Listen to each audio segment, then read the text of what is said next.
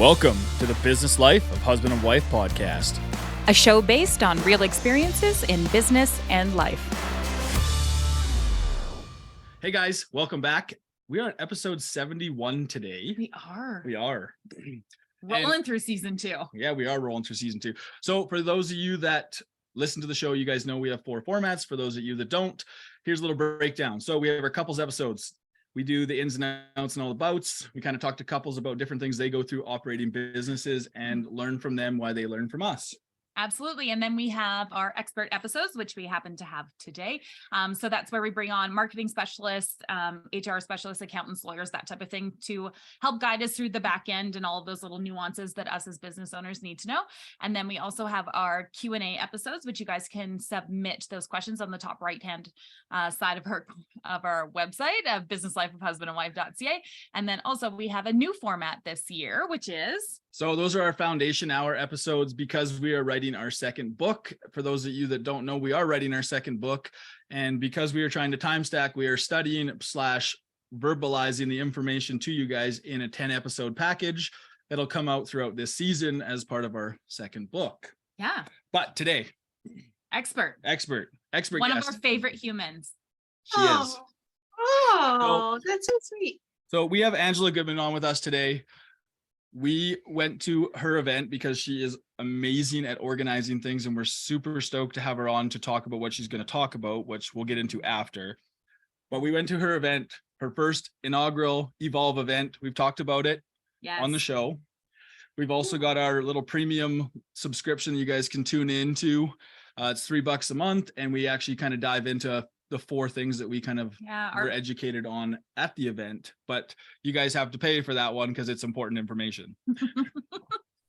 But without further ado, Angela, thanks for coming on. Yes, welcome. Thank you so much for joining us. I'm so excited to be here. I think I'm just excited to see you guys, like not live and in person, but still see you. So excited. So excited. It's good. It's been a while. It has been a while. It's been a couple of months, but it feels like a year. It has been too long, like far too long, for sure. So what did we bring you on for today? Why are we doing this?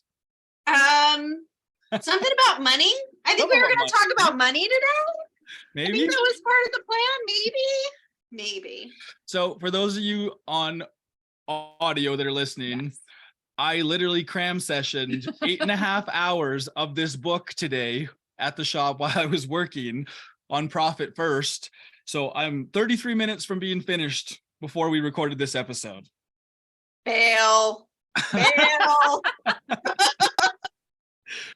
Why'd you take that break for lunch? Yeah, shouldn't have taken that break. So Angela, would you give everybody listening and everybody watching just a little background on what got you going and what got you into entrepreneurship, and then what led you to Profit First? So I actually haven't been an entrepreneur officially for very long. I've been an entrepreneur for about 7 years. 15 years prior to that, I was in corporate America in the United States. And I spent 15 years making a lot of money for someone else and not getting paid as much money as I wanted to make. And so I got this harebrained idea of buying a franchise brunch restaurant and going into business for myself. And it was a failure. That's the best way to put it. It's still open today, so it is definitely not a failure. However, in the first 2 years, I lost a boatload of money, was horribly unprepared with reserves and resources for COVID when it hit as a restaurant. And because it was so difficult financially, I actually learned about Profit First and the book and read it, and learned how to actually create resources financially for myself as an entrepreneur and a business owner. So I'm a huge proponent of Profit First. When I learned about the book and I read it and saw the impacts it could have in a business, I implemented it in my own business, turned the business around financially, and then decided I needed to start communicating and teaching Profit First myself to other small business owners because I didn't want people to repeat the same mistakes that I had made. So that's why we're here today. That's the Coles Notes version because she didn't want to give the 20-minute version. I'm not good at talking about myself, but I am way good about talking about everyone else. And you're incredible when it comes to numbers. I might like numbers a little bit. A little bit. So I think it's awesome that you cram sessioned Profit First today. And I'm really excited to see how much of that information you actually retained today. Well, that'll be the kicker for everybody listening as well and watching. See what the retention See what the percentage. retention is. Yes. So you got ahead. into into the kind of the coaching side or like the education side with Profit First after you implemented it, right? Yeah, I did. So I started a business while I was running the restaurants called Valkyrie Ventures Group, and it is an advisory firm for small business strategy and for cash flow management. And I had friends who were trying to get through COVID and the tough times without the resources during that time. And they kind of brought me in and were like, hey, I really need help. I'm not sure what to do. I'm not sure how I'm supposed to get through this. And I started helping other business owners with it. And then I said, geez, I really should create a business with this. I love doing it. I love sitting down with people and having tough discussions about how to strategize on their cash flow, on their hiring processes, on their sales processes, and all those things. And so that's why Valkyrie was born. And so now I split my time between the restaurant businesses and Valkyrie because my passion really is to help other entrepreneurs not be broke. Which is the whole goal of being an entrepreneur, is not to be broke. Is it? Well, that's the plan for everybody normally. Doesn't mean it always works. We know that's not always the end game. Sometimes shit happens and you're like, well, that didn't work out so well, as you know from yeah, I mean, listen, I did it myself. I created a business trying to not create a job for myself, but to create a business that I could run, invest in, create jobs for other people. And then I didn't pay myself for like the first 2 years that I was in business. And then COVID hit. And then it was like, wow, I created a business to work for free instead of actually earning money for myself. And so that, again, that's part of the reason why I want to help other people not do the same things that I have done. So do you want to just quickly, everybody listening and watching, I'll throw it up on the screen too, just what the website is? The website is www.valkyrieventuresgroup.com. And then people can contact you on there to get help with what we're going to talk about today. Yes. Now you have 3 things on your website I just want to touch on, and they're analyze, transform, and practice. Can you just touch on each one of those before we get into Profit First? Yeah, when people create a small business, they often do it because they're a technician of the business. They do it because they are woodworkers if they're starting a carpentry business. They do it because they're plumbers if they're starting a plumbing business.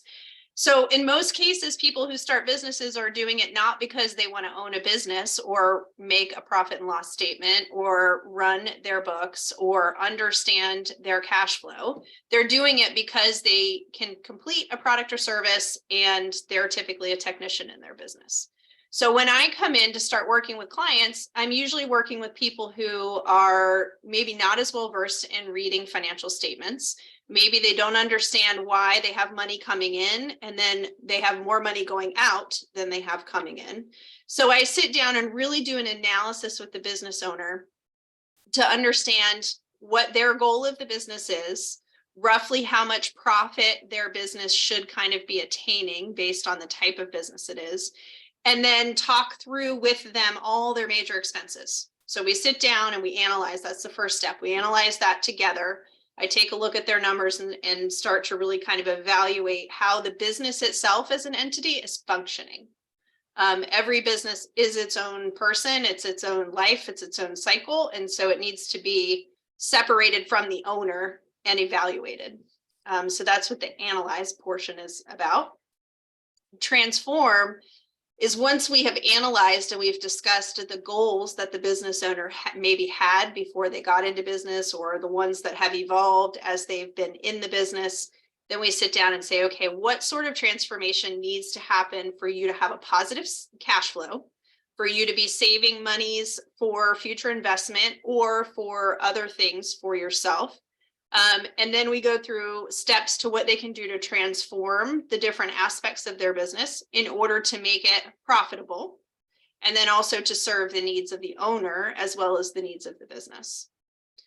So, and then once we get to that point, after we do the transformation, we kind of sit down and say, okay, how are we, are we falling in line with what goals and markers that we put in place, and kind of how are you strategically disciplining yourself in order to maintain for the goals that you're trying to achieve.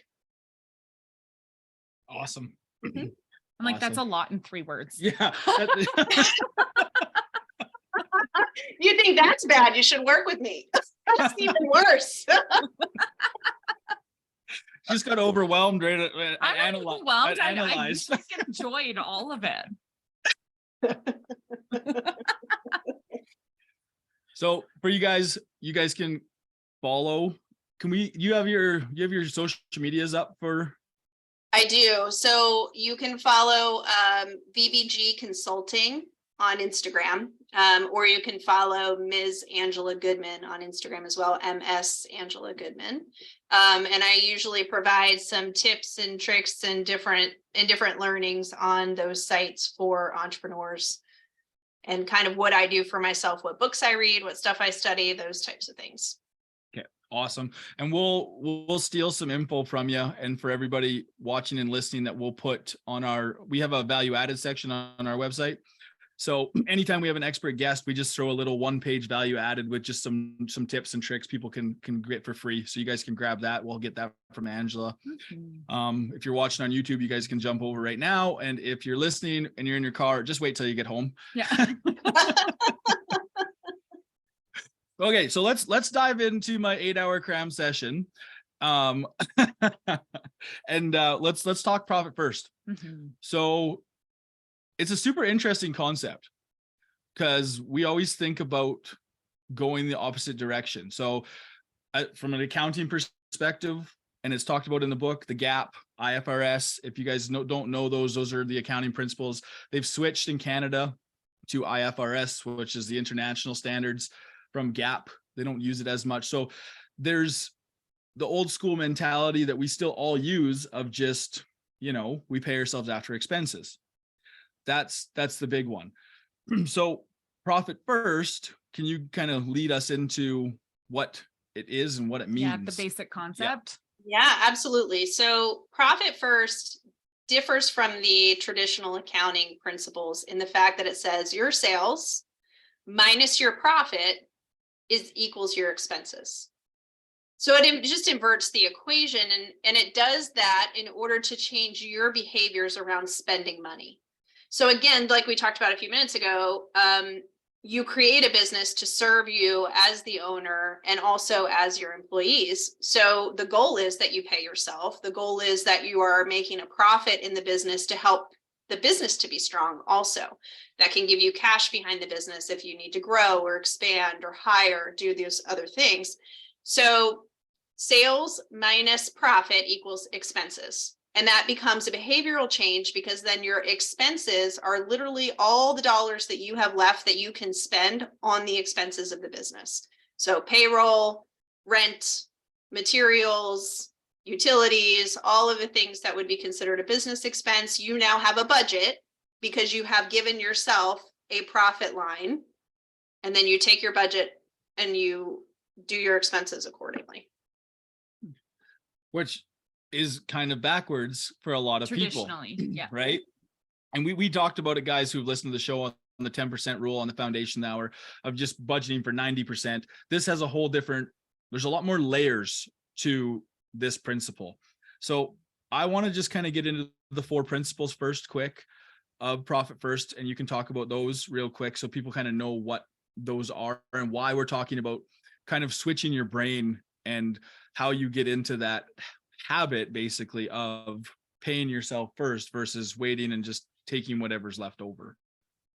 Yeah, I mean, the goal is this. Look, the mistakes that I made in starting my own business, like I said, I didn't pay myself for the first 2 years.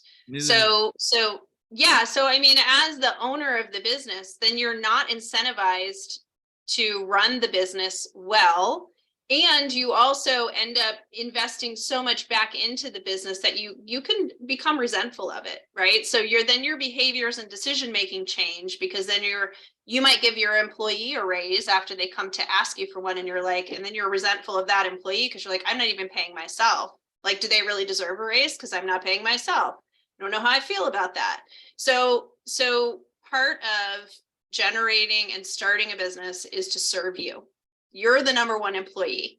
You are employee number one. And without employee number one, that business never would have happened to begin with. So you've got to compensate that number one employee first. Yeah. And that's something that I learned again in the cram session. And we've learned the hard way too about We have learned that multiple times, where it's like, okay, I guess we'll just take our $1,000 this month of paycheck and we'll figure out how to live off that and a credit card. Right? Like, Yeah. we've all kind of done that. So that step is almost uncomfortable a little bit though, right? Because you're like, oh, I need to put every cent back in. I need to pour all of my money back into this growth model that only really works in Silicon Valley. Let's be real here. And it's all like it works great if you have lots of venture angels and you've got Series A, Series B looking forward to, and you're doing something that you can scale like mad. But most small businesses, we're not going to hit that. We'll never see that. We're not doing that and going for that kind of growth model, right? Where you're trying to go to an IPO. It just, and for those listening to an IPO, that's an initial public offering. That's when you're trying to go into the stock exchange and you're trying to grow, and that's all you're in. You're in growth mode, and it's basically scramble mode for life until you hit an IPO. Yeah. It's a true story. It is a true story. And it's funny because there are schools of thought that are invest every penny you have back into the business. Don't pay yourself and invest every penny you have back into the business. The reason why that doesn't work is because tomorrow's never guaranteed, right? I own a restaurant. I'm not guaranteed that the same count of 100 people is going to come eat in my restaurant tomorrow as came and ate in my restaurant today. So if I don't reserve some of the cash flow that I got today for myself, there may not be a tomorrow. Now, while you don't want to take all of the profits out of the business because you want the business to have strength, at the same time, you've got to compensate employee number one to some degree. Yeah. And that was something that was mentioned too, is if everybody left, you're still going to be operating. You're still there. If you're the only person left, you have to get rid of everybody and you have to clear house. Yeah. You're still the one holding the bag with the debt and all the things that come along with business, because it's on your shoulders. Mm-hmm. Exactly. The other piece of it too is that as you grow and hire, you should only grow and hire if you can afford to grow and hire. So what ends up happening with a lot of people, because they're not looking at that expense pool that they have, and really utilizing it maximally, they don't realize that they'll hire too soon. So, or if they hire too soon, they don't have a plan in place to generate enough revenue to really be able to pass on to that new hire. Because I get asked all the time, I feel like I'm ready to grow. I want to hire somebody, but I don't know if I can. And my first question to them is, do you have 2 months worth of their pay in your pocket? Or if you're going to generate revenue that's going to be able to afford that person, how long does that take you to get there? So if you're planning on hiring someone and you know how much revenue you have to generate to make their salary, then you say, okay, well, that will take me a month to earn that much revenue. Then you better have a month's worth of salary savings in the bank account, because that employee is not going to be adding to your revenue pool until month number 2. Right. So it's about understanding the math and your cash flow and how quickly you earn money and how quickly your money goes out the door before you make a decision to hire somebody. So that leads me into the first of the 4 principles, which is the creating of the accounts as part of it, and the runways. So building up your runway so you have those accounts set up for that time where you just said you need a couple months of them not making you any money. It's just a straight expense. So building that runway up and building those accounts. So that's pretty much the big one that I want people to start to understand. And when you start to explain it, is creating those accounts. So what are those accounts and why are they so beneficial, and why do we need to have them, really? Mm-hmm. So Profit First actually teaches us a very similar method to something that generations before us used, which was called the envelope system. So a lot of people have heard about the envelope system, or may have had a grandmother or a great grandmother who squirreled money into envelopes cash wise, and then would take it out to spend it on expenses, whether it be groceries or mortgage payment or whatever the needs were of the household. So Profit First is built on a similar concept. What Profit First does is you have all of your income deposited into one bank account, and that bank account is for incoming money only. So any revenue you receive in goes into that account. And then it says, okay, that's the amount of money that I have to work with. Now I know out of all my expenses, I need to pay myself. So you create an owner's compensation account. Then I need to also have a profit account, because if we've done our equation correctly, it's sales minus profit equals expenses. So we then need to have a profit account for money to go in there that we're likely not going to touch. Then we have a tax account, because Lord knows everybody's got to pay taxes. So we want to make sure that we save for taxes long before they're due, so that we don't get a bill and they say, oh, your taxes are due. And then you say, oh no, I don't have the cash. So we need an account for that. And then our last account is our general operating account, which is our OPEX account. That's the basic 5 accounts of Profit First. So you have money that comes into the income account.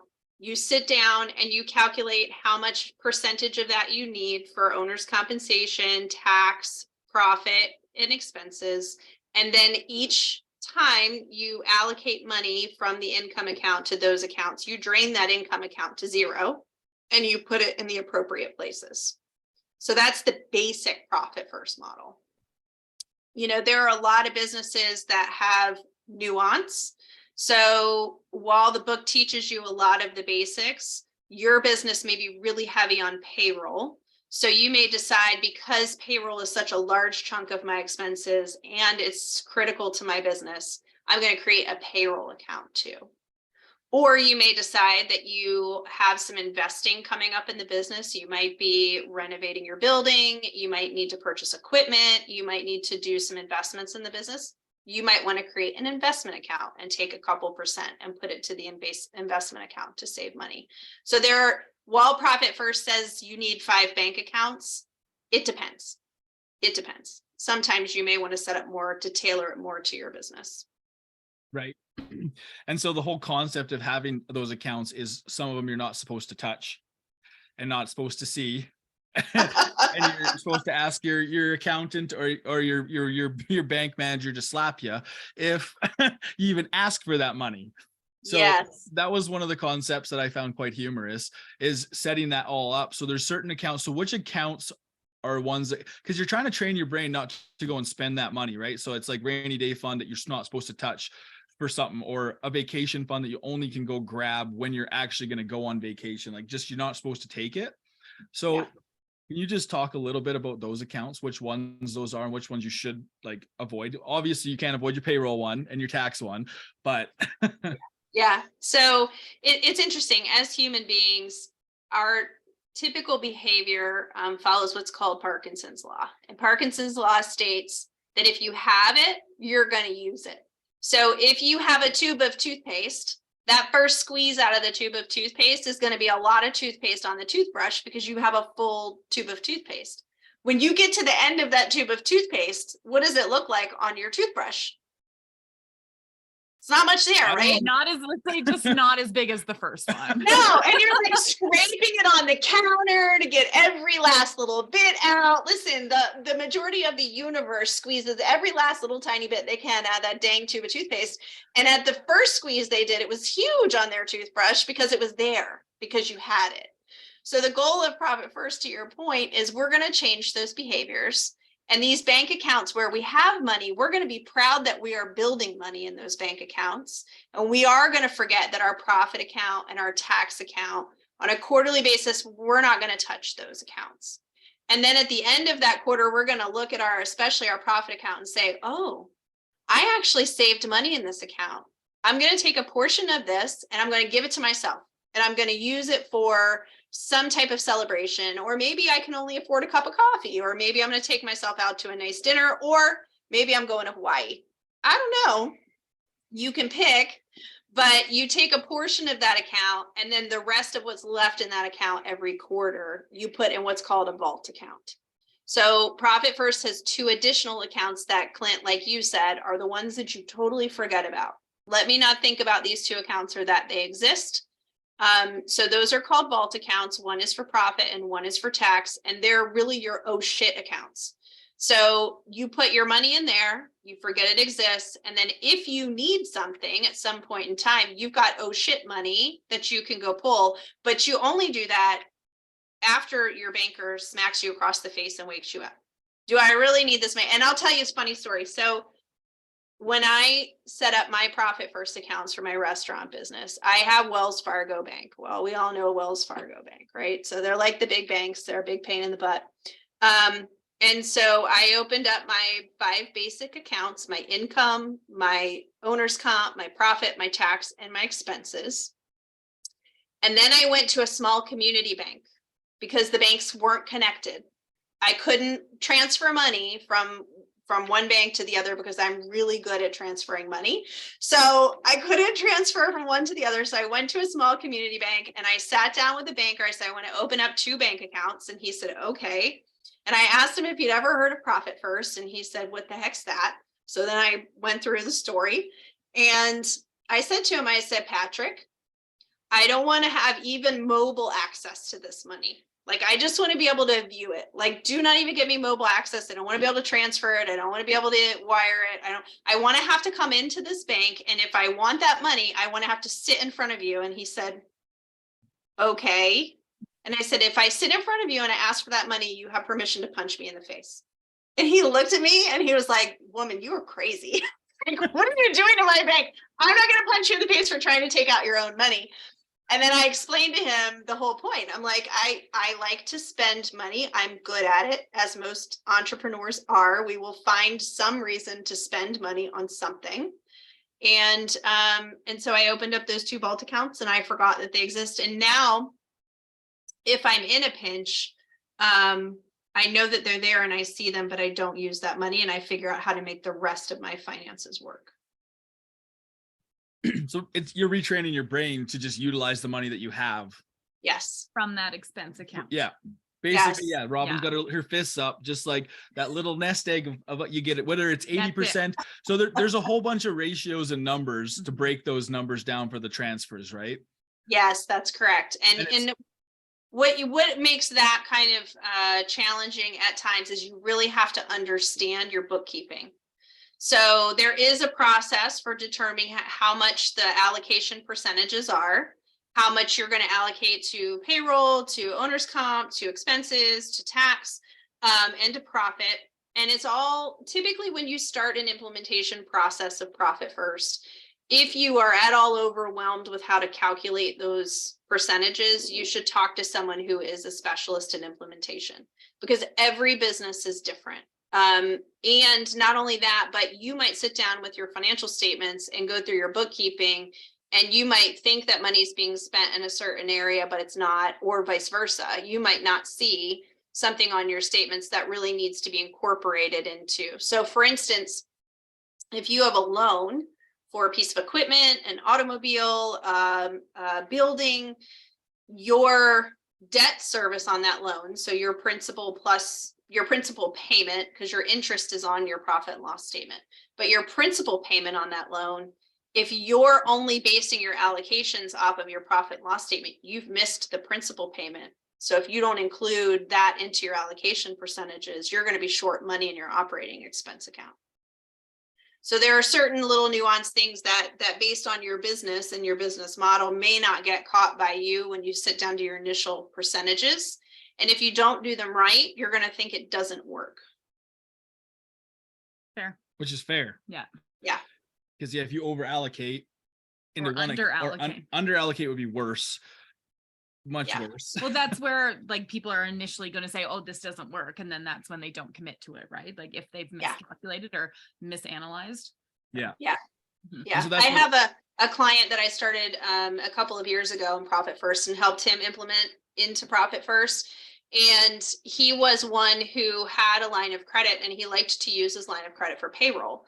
So he would be, prior to Profit First, he would pay off the line of credit. He would pay his payroll with it. And then if he had extra money in his operating account, he would take a chunk of money and just pay the line of credit back. So he was kind of playing a shell game to make payroll, but he actually had enough money to cover payroll. He just didn't have the percentages done correctly. So then when we sat down and implemented it with him, we gave him a separate payroll account and then did the allocation percentages correctly so that eventually he could see my business is making enough for payroll. I was just overpaying somewhere else, or I was overpaying this line of credit back, and I should have just left it alone and generated enough for payroll. So, which I think a lot of people do that because we don't really look at the numbers the same way. No, well, and a lot of entrepreneurs don't actually sit down and take the time to analyze, and they just like, well, I know that there's a guaranteed amount of money in that line of credit, so let's just boom, done, let's just pay for it, and then you just deal with it later, right? Because we're always working so fast. I call it future Clint's problem all the time. A what? Yeah. Future Clint's problem is what a lot of people do. It's future me problem. I'll deal with it later. And I think it just becomes Robin's problem. Some days, okay. That's and funny. vice versa. And vice versa. But I do think a lot of people, like, they look at it like they don't really want to know the numbers either. There's almost like a little bit of a fear. They don't actually, because they're just like, what if I don't have it? Yeah. Well, that's what those other funds are there. That's why you're starting this, is in case you don't have it, you do have these. We call it oops fund. Yeah. Yeah. Right. Yeah. These oops funds. Yeah, So, and I'll tell you, one of the things that I recommend to clients when we start the program, 1%, just put 1% in a savings account. Let's call it an investment account. If nothing else, put 1% there, and then we'll take time to analyze the cash flow and the rest of your business, but at least you're saving 1%. Because if you can say 1%, forget it, put it away and not think about it, that will amass into a good portion of money. You know, it doesn't take long. I mean, I started 1% with a goal of getting myself to a personal development summit. And I had 10 months, and in 10 months, I had double the amount of money I needed for that, just by putting that 1% away. Yeah, it's the incremental growth that a lot of us don't. You don't do the math on that 1%. And we did an episode on the atomic habits and the 1% rule and that incremental growth. So the 1%, and even in the book, he said one of his clients did 2%. That was their big one, right? Just even a little bit. So that allocation, it can be up to you on how much, right? But you should talk to somebody who knows a professional. Well, and just knows your industry too, right? Yeah. Because you're not going to have consistency. Like, you're in the restaurant industry, you know that one day you might have a $4,000 day, and the next day you might have a $1,000 day. You know, you might have 6 people in the restaurant or 100. So it's tough to say if you had a good day or not, right? So you need to be prepared for those days when you have bad days. Yeah. Which I think, which always come for everybody watching and listening, that's important to understand, is you're just because you had an awesome day doesn't mean you're going to have those over and over and over and over again. Usually there's quite a few pitfalls in there where you have a good day and then you have 0 days. And we've all had those 0 days where you have a $10,000 day, and then for the next 2 weeks you have $15 here and $20 here, and you're like, okay. So that's why it's so important that what we're talking about and what Angela's explaining is breaking that down, because then you can actually allocate all of that 10,000 and you're not just spending it. Because really, if you have 10 grand at once, what are you doing with it? Yeah. Take a chunk out. That first chunk of toothpaste you're talking about, I'm like, heck yeah, I got 10 grand. I'm gonna pull some out. I'm gonna make that tomorrow. Yeah, I'm not gonna make that tomorrow, probably. That's exactly right. And I'll tell you that the beauty of entrepreneurs most of us are optimists. We all believe that $10,000 day is coming, and then it's going to come again, then it's going to come again, then it's going to come again. That's part of who we are as human beings. We believe that it's always out there, and we're always chasing it because we believe it's always out there.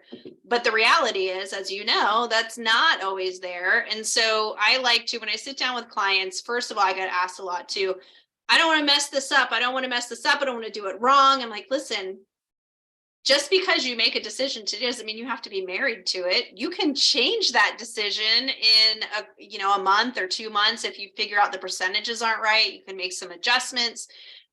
You can't really screw it up. Everything is sort of fixable. You just have to understand that maybe if it's not working as well for you, you've got to dial it in, and there's something that's just not quite tweaked to the way it needs to be.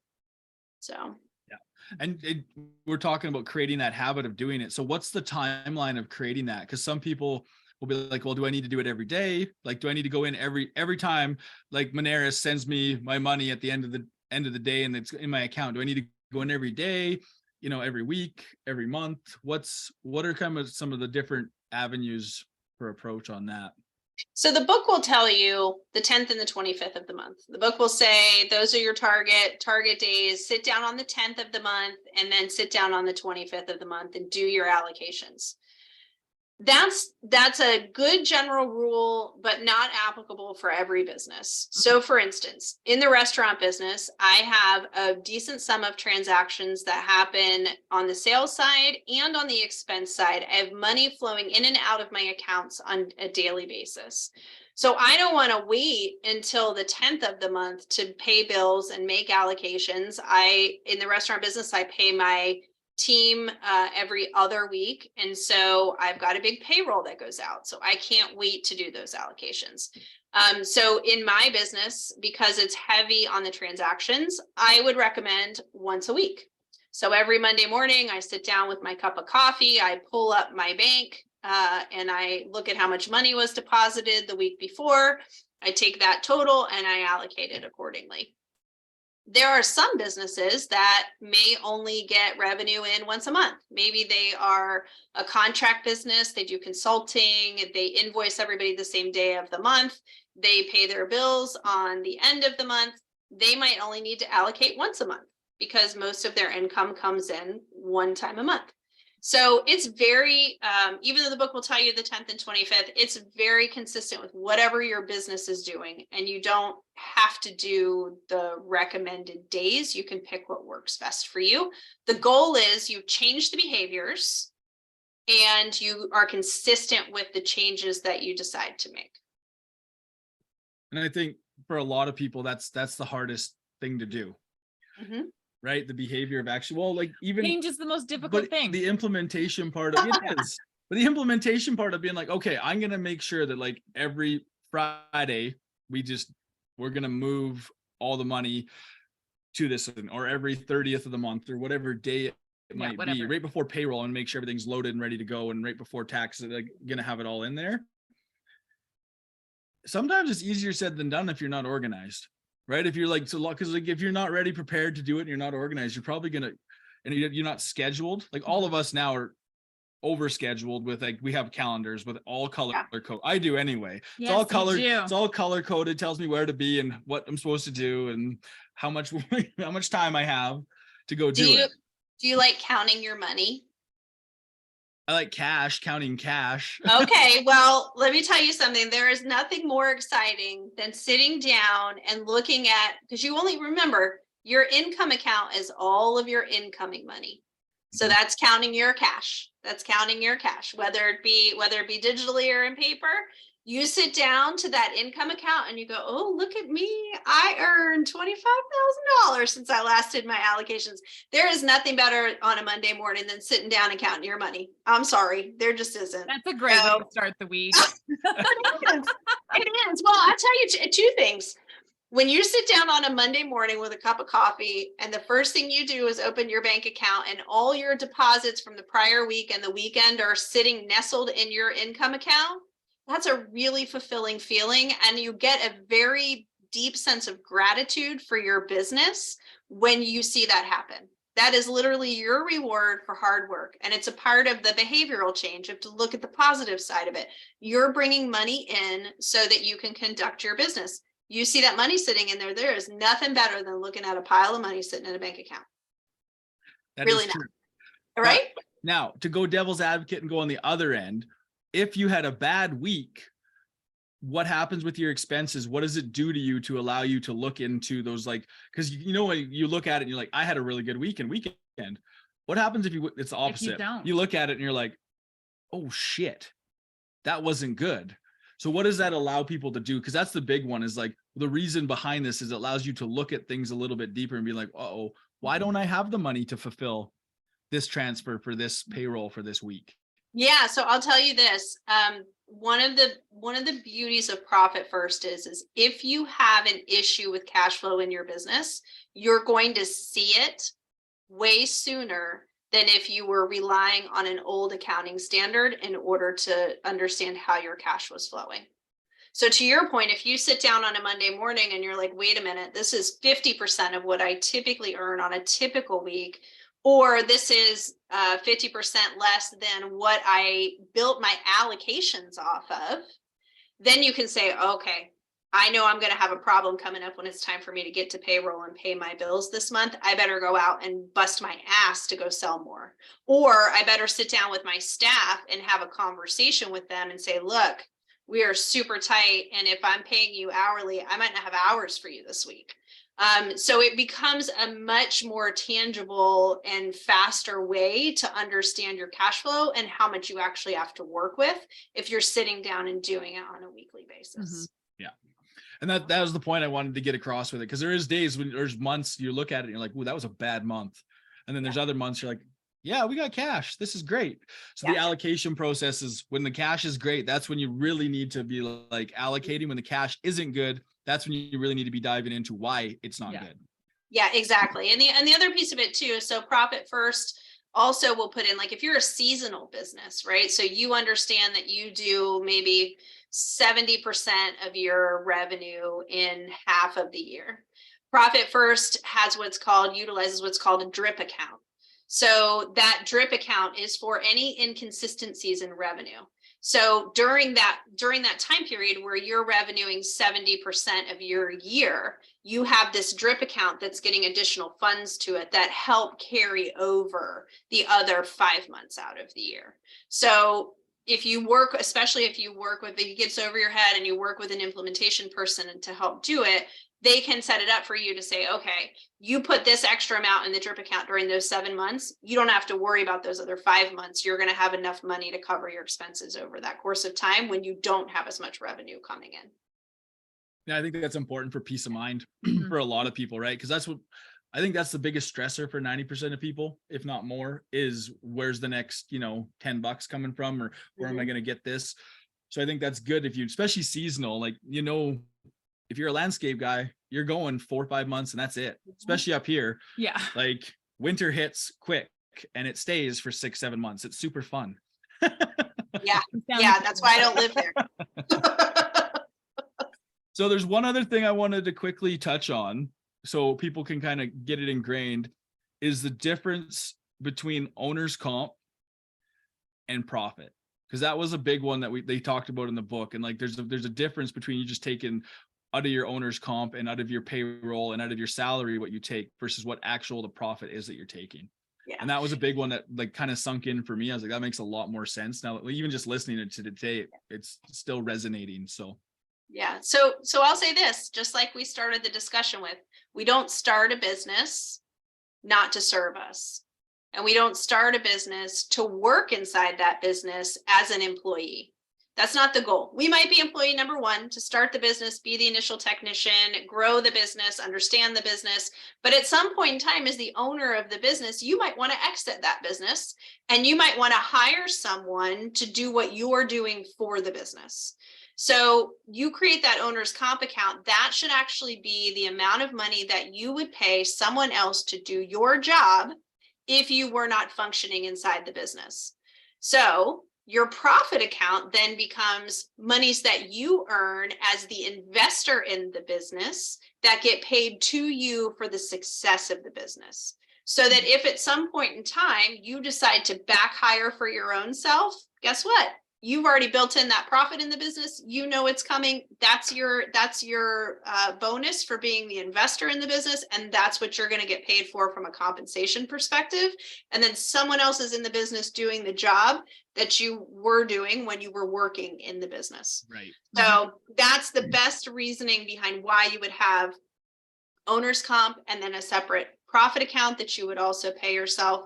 The other thing too, with the profit account, if you have any debts on the business, so if you've got loans in vehicles and real estate and lines of credit, whatever you might have debt with, your profit account also helps you to pay that debt down faster and get out of any interest obligations that you might have on any of the loans that you may have for the business as well. So that becomes a vehicle for people to say, okay, I'm going to pay myself a portion of the profit, celebrate the fact that I saved the money, celebrate how well my business has done.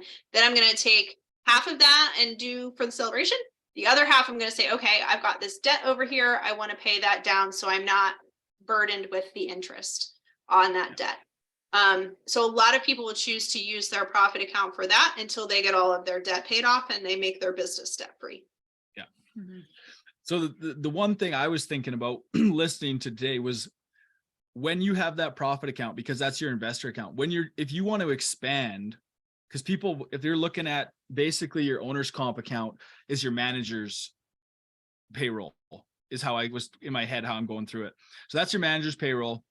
When you go to sell, so you talk about exit, that's perfect because that makes a lot of sense for an exit if you're ready to sell, that the prospective buyer can come in and be like, oh, I can hire based on this, and this is the profit I'm getting out. It's really easy for them to read, really easy for them to understand. Same thing with investors. If they're going to invest in your company, they see that the profit's coming in, they'll know what they're getting as basically a kickback from their investment. Mm-hmm. So to me, that was where my head went instantly, is like, if I'm going to buy into a business and they've already got that set up, that makes a lot of sense in my head for if you're trying to grow and you're like, hey, we could use an investor on this deal that we're making. If we show this, there's incentive for them to be involved or even to become a partner or whatever it might be, right? Yep, absolutely. So that was just my little 2 cents on how that kind of went. And that was just my thought process on it. But we're at the end of the show. We are already. That's already. You know, it's wild. Wow. We try to keep, so everybody knows watching this, we try to keep things around 45 minutes because I find most people's commutes are that 30 to 45. So the reason we kind of stop them around here, because you usually get the best content right at the end. So in the last like 10 minutes of a show, and most people miss it because it's, over 45 and they miss it. Yeah. So we try to end right there. I think that was a really good place to end. We kind of covered a lot. There's a lot of detail that can go into it. So I just want you to let everyone know where they can find you on socials again and the website. So if they want to get into Profit First, they can contact you. Yep. So you can find me at Ms. Angela Goodman on Instagram, and then you can find Valkyrie website at www.valkyrieventuresgroup.com, or you can find Valkyrie at VVG Consulting on Instagram as well. Awesome. Perfect. Thank you so much for coming on and providing the value and the knowledge for people that don't know about this, because I did a crash course again in it. Now you did a little bit of a crash course with Evolve, but this was a crash course again, just like a refresh again for me. So it was awesome. I hope everybody got some good value. As always, guys, you'll be able to find us at businesslifehusband.wife.ca. I just forgot my wife. That was really, really good way to end the show for everybody. Nailed it. Thank you so much for listening and watching, everyone. Please make sure to like, subscribe, and share with all of your friends. And we'll catch you next time. Thank you so much, Angela. Thank you. Thanks for listening, everybody. As always, like, share, and subscribe to help us grow the show.